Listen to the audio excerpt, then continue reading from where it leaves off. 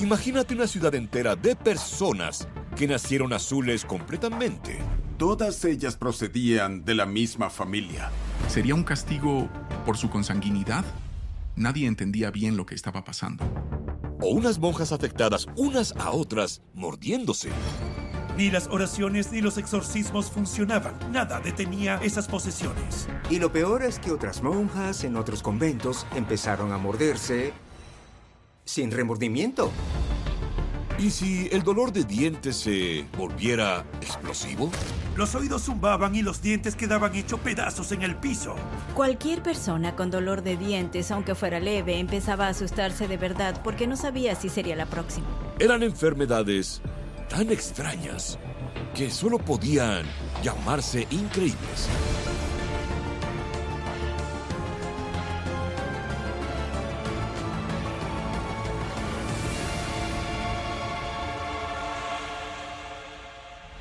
Cuando alguien dice que lo llevo en la sangre, por lo general es algo bueno.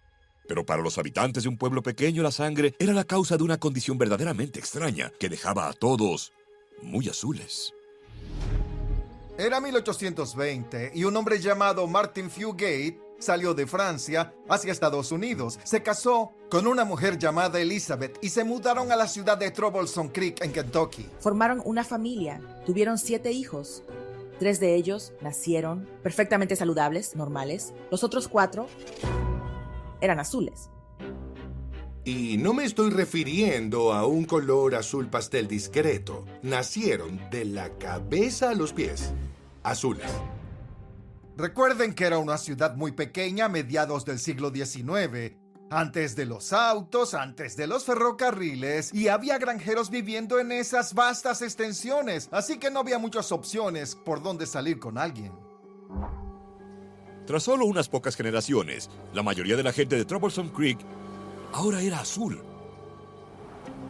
A mediados del siglo XX, los azules se convirtieron en objeto de burlas en Troublesome Creek, no solo por el color, sino porque ser azul era una señal de que todos procedían de la misma familia.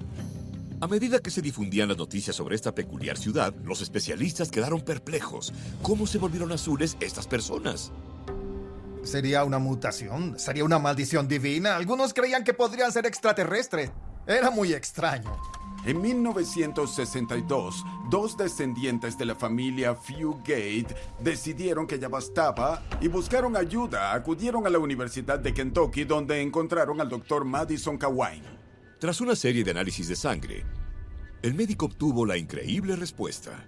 Y todo se remonta a Martin y Elizabeth, los 2 primeros miembros de la familia en Troublesome Creek.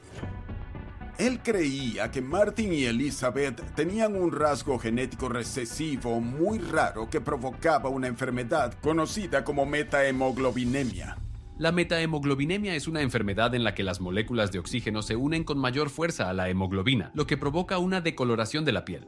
Los genes recesivos suelen permanecer ocultos, pero cuando 2 personas lo tienen, como Elizabeth y Martin, esto aumenta las probabilidades para los hijos. Y debido a la consanguinidad a lo largo de las generaciones, este gen persistió.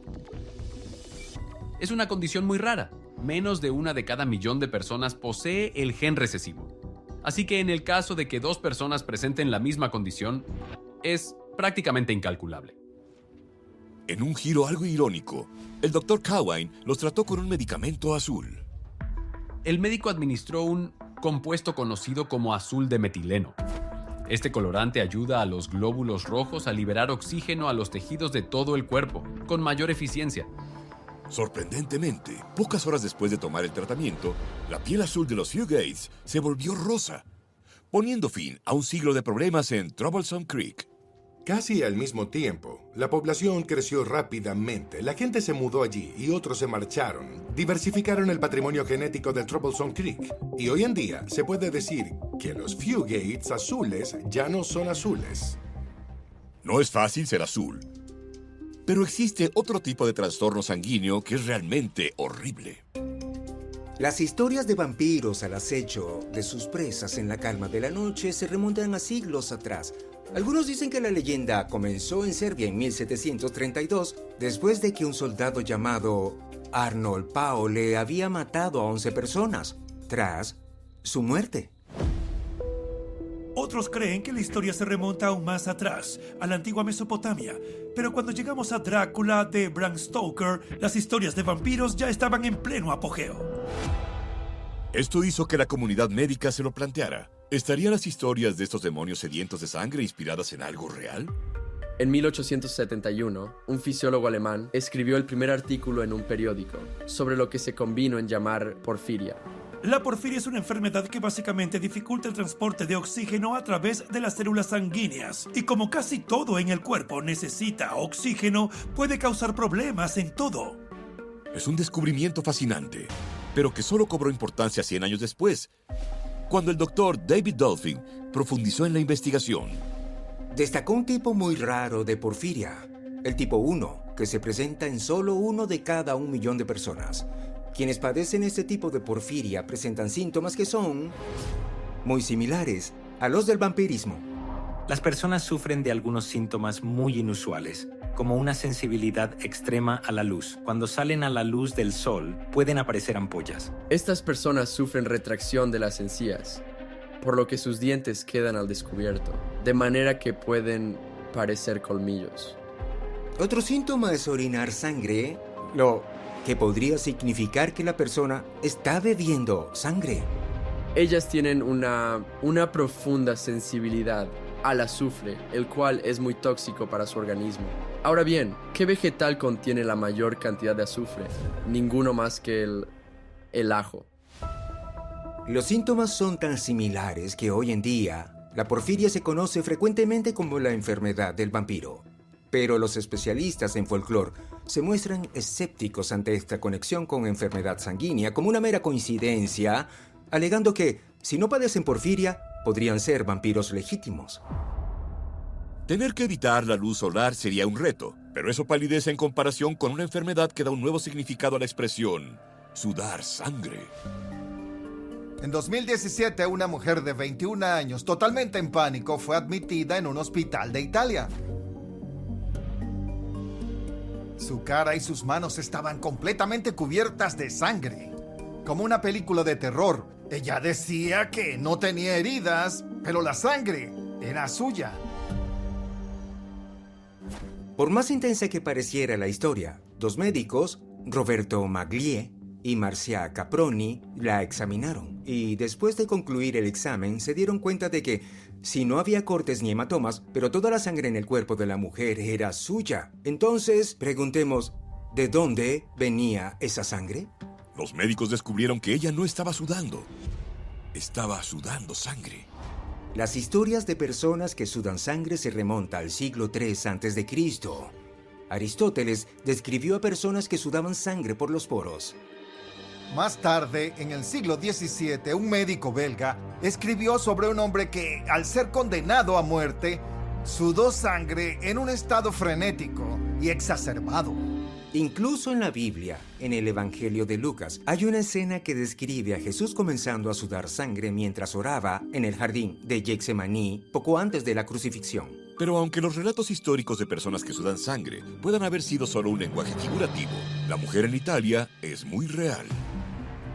Tras examinar a esta mujer, los médicos diagnosticaron una afección llamada hematidrosis. Esta es una afección increíblemente extraña. Solo hay unos pocos casos confirmados en el mundo. Y casi todo sobre ella es un misterio. Algunos científicos creen que la sangre es secretada por las glándulas sudoríparas.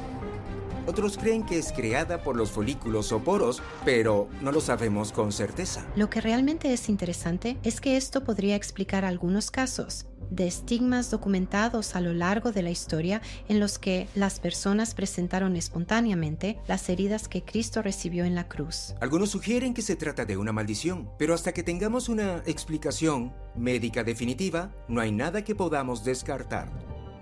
El hecho de que no entendamos lo que es significa que tampoco hay cura. Lo mejor que pueden hacer es recetarle medicamentos para la presión arterial, lo cual reduce un poco el efecto. Pero al final de cuentas, ella sigue sudando sangre.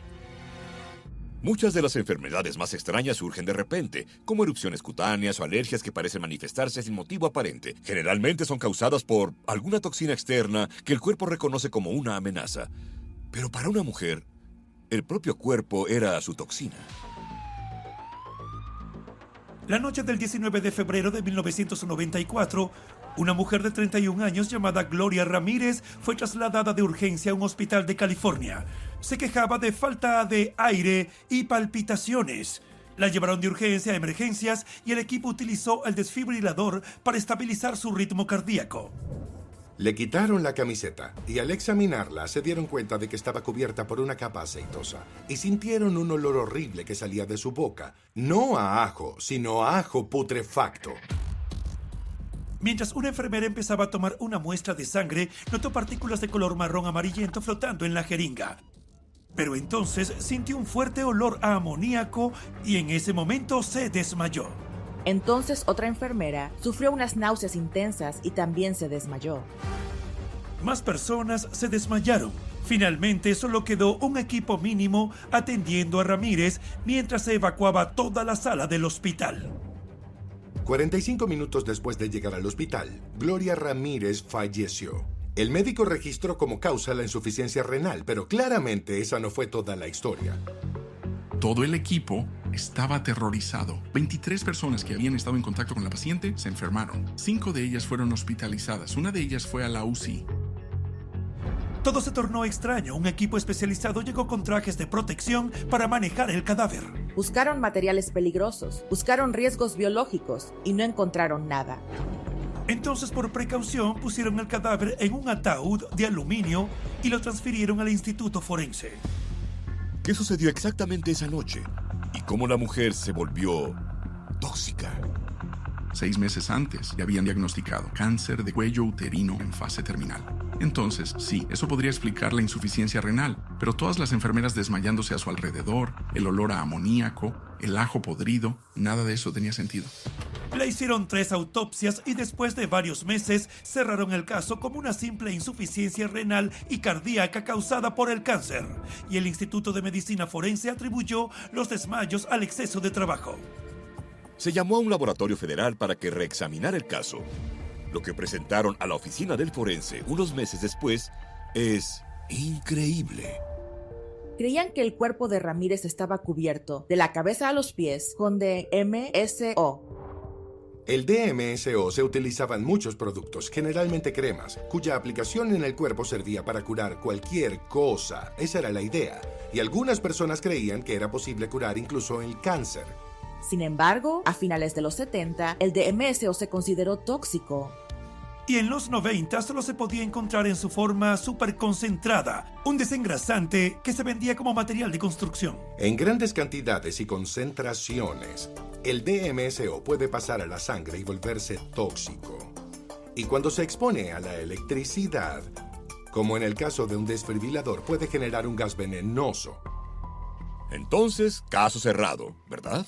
Fue simplemente un remedio casero que salió mal. Bueno, quizás no. La oficina del forense estuvo de acuerdo con los nuevos hallazgos, pero cuando el estudio se publicó en una revista científica, la mayoría de los científicos no estuvo de acuerdo.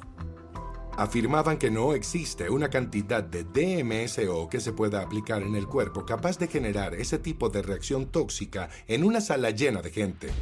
Cuando se preguntó a la familia Ramírez sobre esta teoría, tampoco la aceptaron.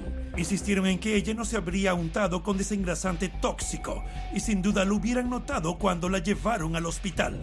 Así, 30 años después, el debate sobre la misteriosa mujer tóxica continúa.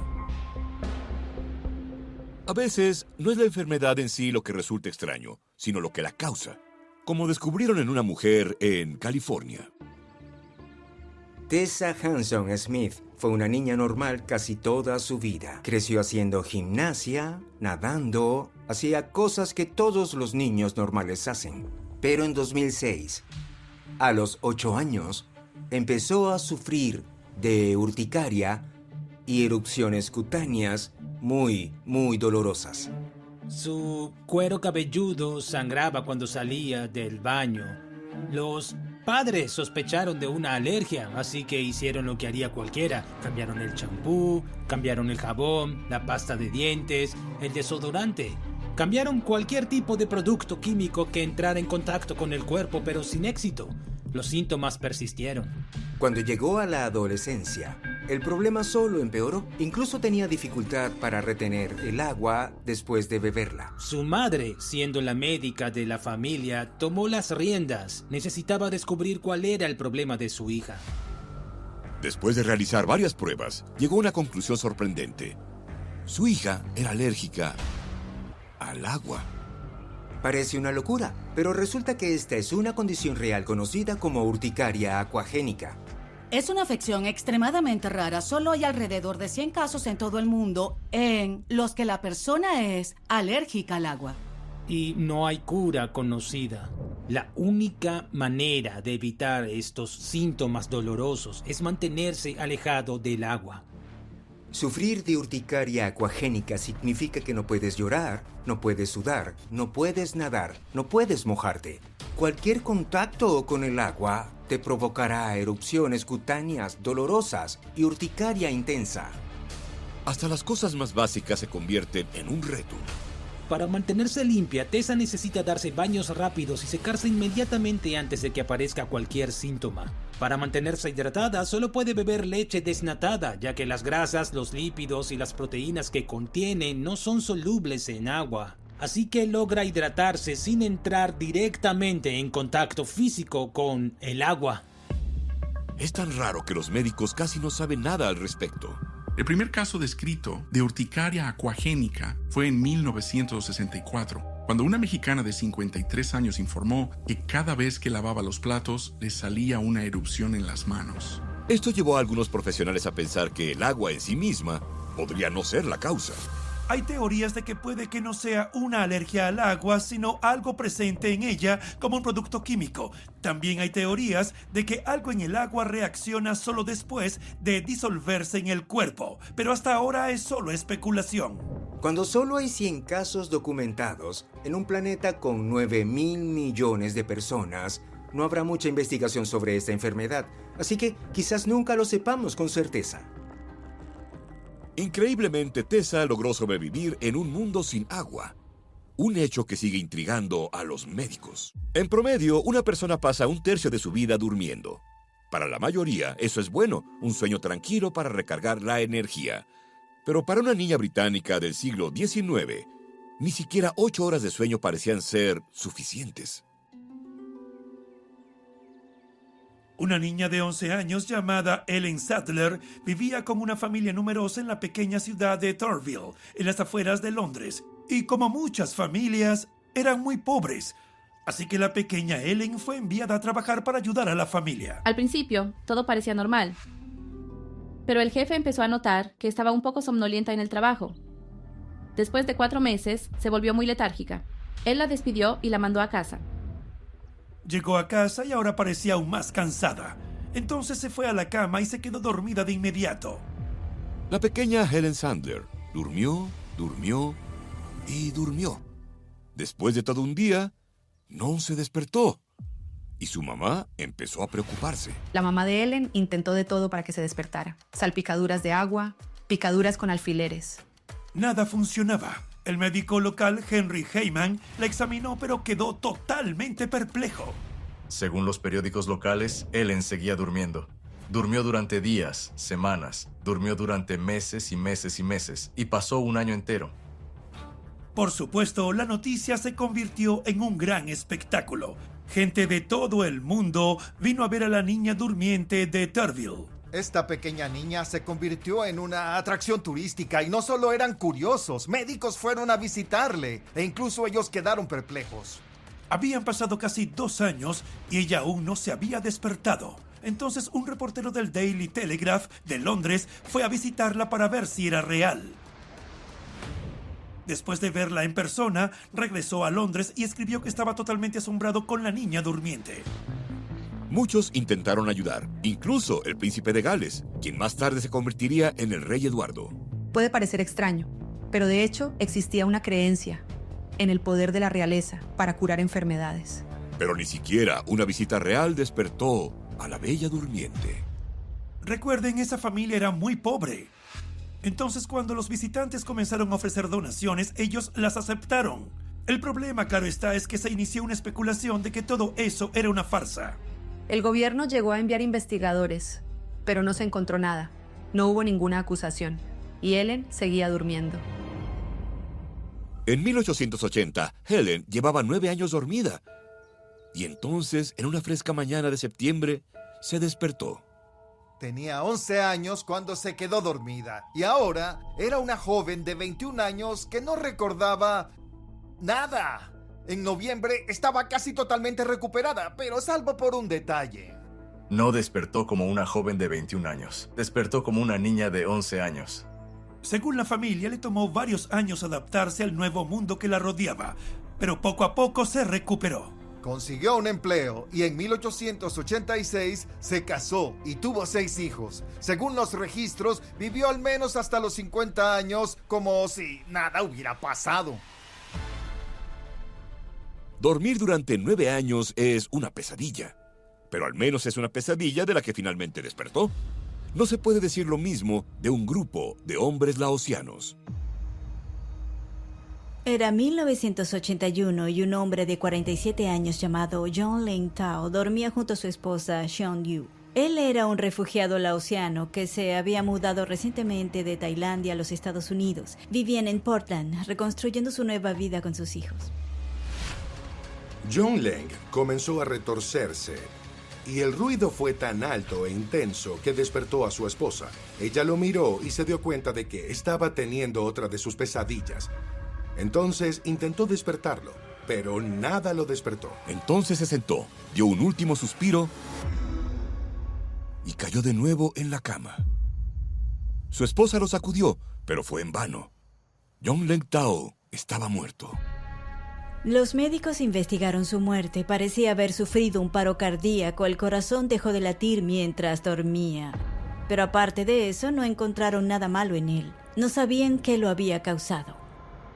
Lo que sí sabían, sin embargo, es que John Leng era el 4º refugiado laosiano que moría mientras dormía en los últimos 9 meses. En 1981 había una cifra impresionante de 117 víctimas. Todas menos una eran hombres, y la edad promedio era de 33 años. Un complejo y completo misterio.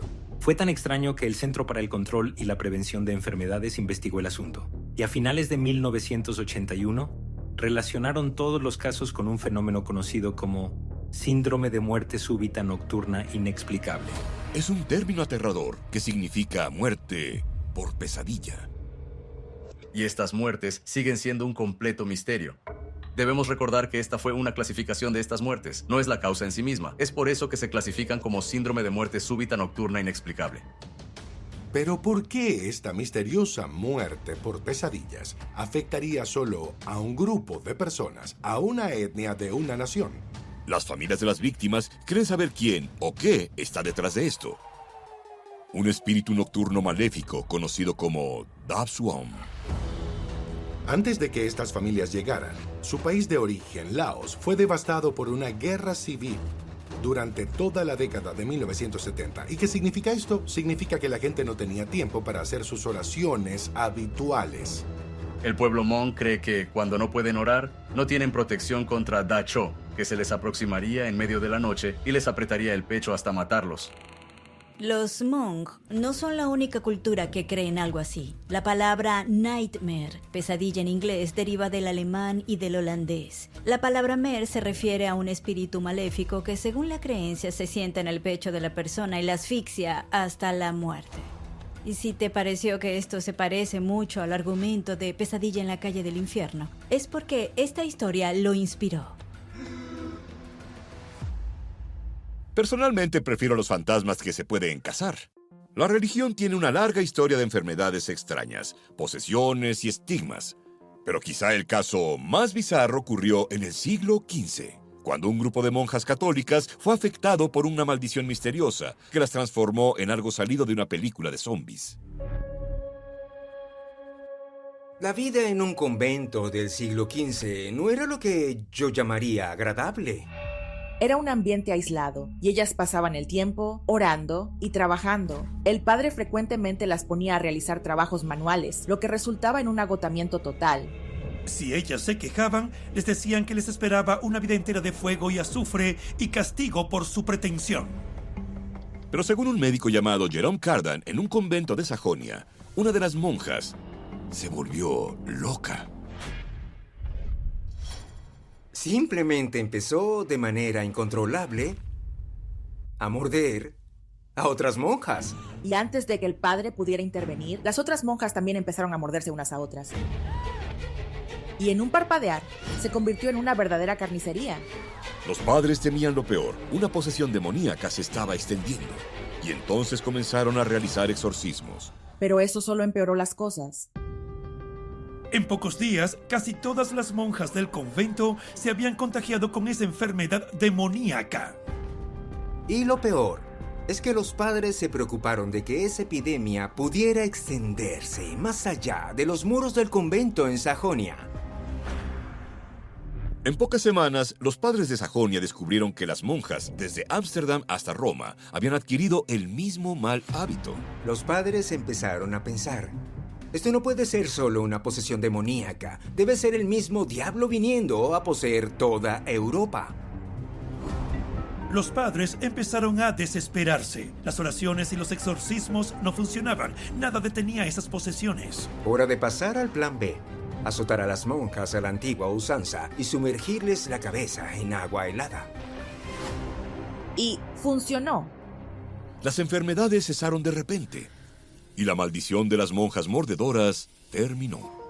Casi 600 años después, los estudiosos religiosos aún especulan sobre qué sucedió exactamente. ¿Fue una posesión demoníaca? ¿Fue el mismo diablo? Nadie lo sabe. Claramente algo más sucedió allí, pero quizás nunca sepamos qué fue. Si crees que una epidemia de monjas mordedoras suena aterradora, agarra tu crucifijo. 500 años después, otra afección dental azotó a los eclesiásticos, con consecuencias aún más explosivas. Era 1817 y un reverendo de Pensilvania, conocido solo como D.A., estaba sufriendo de un terrible dolor de dientes. Tan intenso que casi lo estaba volviendo loco. Corría frenéticamente por la casa como un loco, gritando de dolor. Se golpeaba la cabeza contra el suelo en total agonía. Estaba a punto de quitarse la vida. Y de repente se produjo una violenta explosión en el interior de la boca del reverendo. Fragmentos de todos sus dientes salieron disparados por toda la alfombra. Le zumbaba el oído y los dientes estaban hechos pedazos en el piso. Pero el dolor desapareció. El reverendo acababa de convertirse en el primer caso de una epidemia de dientes explosivos. Se registraron 2 casos más en el área de Pensilvania por el Dr. W. Atkinson, quien años más tarde se convertiría en el primer presidente de la Asociación Americana de Odontología. Uno de esos casos fue el de una mujer en 1830 y el escenario fue el mismo. Un dolor de dientes terrible, un crack y a continuación alivio. Y luego volvió a ocurrir con otra mujer en 1855 con el mismo modus operandi, dolor horrible, un crujido y alivio. Pero los dientes no estaban explotando solo en Pensilvania. El doctor J. Phelps Hibler estaba atendiendo a una joven mujer en su consultorio. Ella también estaba adolorida, se quejaba de un dolor de dientes insoportable. De repente, ¡boom! Uno de sus molares explotó. Ella salió literalmente disparada de la silla y le zumbaba el oído, pero ella informó que estaba sintiendo un alivio total. En la década de 1870 había tantos relatos de personas a las que les explotaban los dientes que cualquiera que tuviera dolor, incluso leve, empezaba a asustarse de verdad, ya que no sabía si sería el próximo. En la década de 1920, los casos de dientes explosivos cesaron repentinamente. Entonces, ¿qué causó este fenómeno aterrador? Existen muchas teorías sobre lo que había detrás de la epidemia, pero muchas tienen que ver con lo que utilizaban los dentistas para los empastes. En la época de la epidemia de caries, la mejor manera de rellenar una era con el oro. Es resistente y no se deteriora.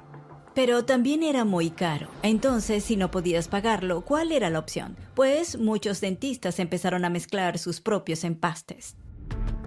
Algunos de esos metales incluían plomo, estaño, plata e incluso mercurio, antes de que se supiera que era tóxico. Lo que tampoco sabían es que algunos metales no se mezclan bien. Algunas de las mezclas que utilizaban para rellenar las caries reaccionaban químicamente entre sí, liberando gas en el proceso. Y si tenías una pequeña bolsa de aire en el mismo diente, se producía una intensa acumulación de presión. Básicamente llevabas una bomba dental en la boca. Afortunadamente, en la década de 1920 se establecieron más estándares para los empastes. Usaban resina compuesta y el más antiguo, el oro.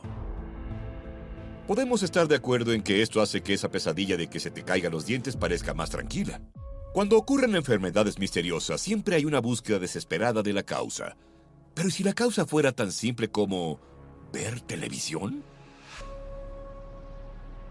En Japón, el 16 de diciembre de 1997, se desarrolló este escenario increíblemente inusual.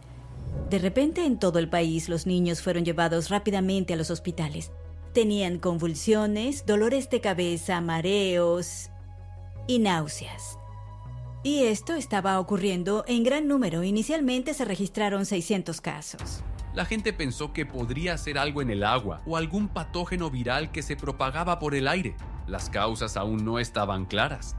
A medida que se difundía la noticia de una misteriosa enfermedad infantil, surgió un vínculo alarmante. Todos ellos habían visto recientemente el mismo episodio de la serie animada Pokémon.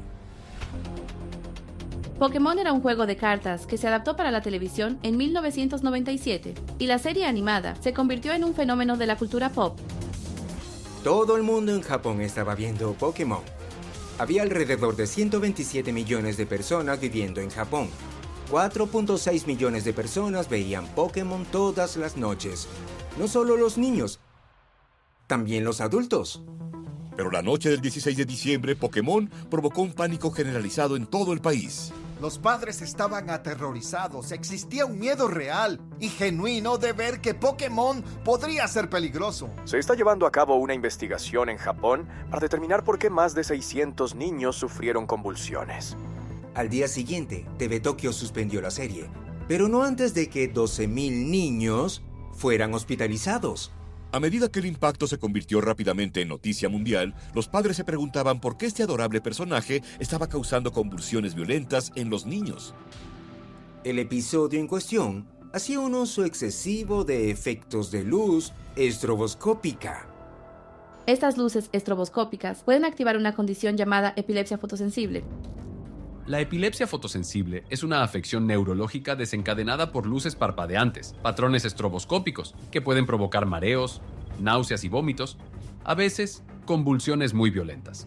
Pero esta teoría tenía un problema. Este episodio no fue el primer anime en utilizar este tipo de efecto y nunca había habido nada similar a este resultado. Además, estadísticamente hablando, es imposible que casi 13.000 fans de Pokémon en Japón sufrieran esta afección. Y de hecho, tras examinar a los pacientes, solo algunos de los miles de niños que fueron llevados de urgencia tenían realmente epilepsia fotosensible. ¿Cómo se explican las hospitalizaciones de los otros niños?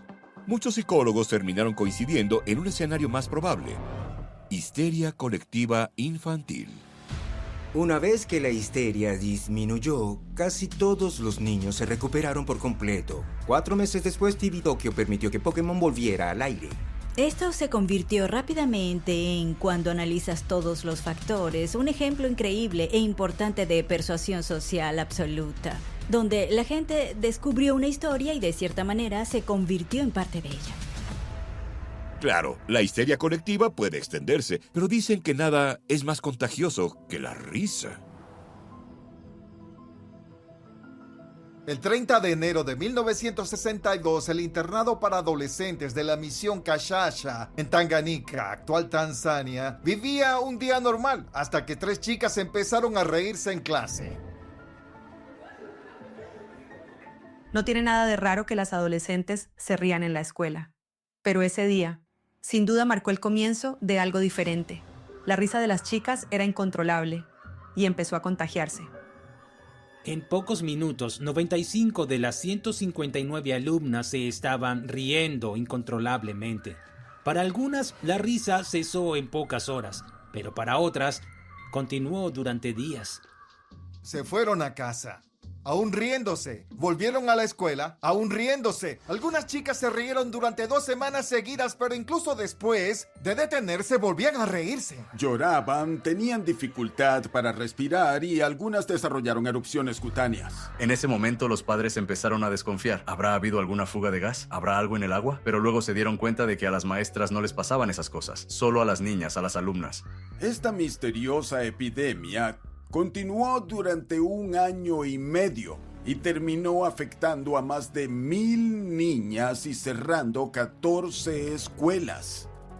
Y entonces, después de 18 meses, la risa comenzó a disminuir y por fin se detuvo. Aún no hay una explicación, pero existen casos bien documentados de estas histerias colectivas a lo largo de toda la historia. La peste del baile en Europa en 1518 mató a más de 400 personas en Francia. Fueron obligadas a bailar hasta la muerte. Estuvo el incidente de Hollingwell en 1980, donde 300 personas en Londres se desmayaron de manera misteriosa y espontánea durante un evento de una banda de marcha. Hasta hoy no hay explicación. Existen teorías sobre lo que podría causar este tipo de locura colectiva, desde el estrés comunitario hasta la presión subconsciente. De cualquier manera, la plaga de la risa en Tanganica sigue siendo un misterio. Las invitaré al estreno de mi próxima película. Todos hemos soñado con tener superpoderes, la capacidad de volar, percepción extrasensorial, pero una mujer en Minnesota descubrirá que no todos los poderes son lo que parecen. Stephanie Smith es una mujer que vive en los suburbios de Minneapolis y un día percibió un sonido. Y no podía identificarlo, no sabía de dónde venía. Se preguntó, ¿será un electrodoméstico? ¿Será algo de afuera de la casa lo que escucha? Esto continuó durante días y semanas, y ella no podía identificar el origen del sonido, hasta que se dio cuenta de que solo lo oía cuando movía los ojos. Fue entonces cuando Stephanie tuvo una revelación sorprendente. El ruido extraño que escuchaba era el movimiento de sus ojos. No es común oír el movimiento de los globos oculares. Al principio pensó, esto se me pasará. Pero con el pasar de los meses, se volvió cada vez más fuerte. Y pronto también empezó a darse cuenta de que podía oír el crujido de su cuello cuando lo movía de un lado a otro. También podía oír los latidos de su corazón. Era como el cuento de Edgar Allan Poe. Estaba atormentada por todos esos ruidos de su propio cuerpo. Stephanie no podía aguantar más y fue al médico, quien la examinó. Después de realizar algunas pruebas, los médicos le dieron un diagnóstico alarmante. Descubrieron que la causa era un orificio en el oído interno. Era el síndrome de dehiscencia del canal semicircular superior.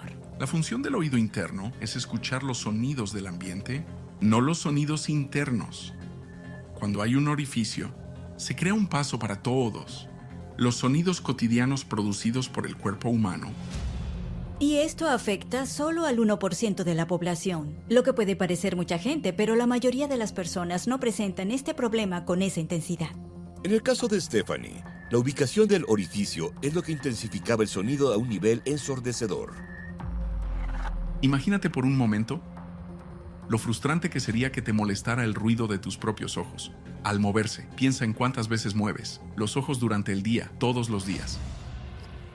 La buena noticia es que existe una cirugía que puede corregir la dehiscencia del canal, pero Stephanie aún espera el procedimiento. Es como si estuvieras viviendo una pesadilla. La mente es sin duda algo poderoso. Pero ¿cuánto de ello realmente necesitamos? Quizá menos de lo que imaginas. En 2007, un hombre en Marsella, Francia, fue al médico. Tenía 44 años. Le comentó al médico que últimamente sentía mareos. La situación estaba empeorando tanto que le costaba caminar. El médico comenzó a realizar algunas pruebas y pensó que podría estar relacionado con el cerebro, así que solicitó algunas tomografías computarizadas. Pero, al revisar las imágenes, lo que vio fue espantoso. El 90% del cráneo del hombre está vacío. El médico descubrió que cuando era bebé le habían diagnosticado una enfermedad llamada hidrocefalia, que es la acumulación excesiva de líquido dentro y alrededor del cerebro. En un momento dado, necesitó una válvula para ayudar a drenar ese líquido fuera del cerebro. Y cuando llegó a la adolescencia parecía que el problema había desaparecido, así que decidieron quitarle la válvula. Pero ahora todo ese historial llevaba al médico a preguntarse si quizás la hidrocefalia había regresado. Los médicos creían que, con el paso de los años, la mayor parte de su cerebro había empezado a deteriorarse, porque se había ido llenando cada vez más de líquido cefalorraquídeo. El médico le hizo una prueba de coeficiente intelectual y lo más interesante es que obtuvo 75 puntos. El promedio está alrededor de 80, así que le iba muy bien teniendo en cuenta lo que tenía. Tenía un empleo público, esposa e hijo. Para alguien que solo tiene alrededor del 10% del cerebro, es increíble. 15 años después, no existe un consenso sobre cómo puede seguir vivo. Algunos médicos creen que quizás aún tenga todo el cerebro. La teoría es que la presión del líquido comprimió el cerebro contra la parte interna del cráneo, casi como si se tratara de una panqueca. Aunque tenga todo el cerebro, es impresionante que aún funcione en forma de panqueca. Enfermedades extrañas pueden surgir en cualquier forma desde el mismo nacimiento hasta la hora de dormirse, pero ya sea que afecten el cuerpo o la mente, todas ellas son verdaderamente increíbles.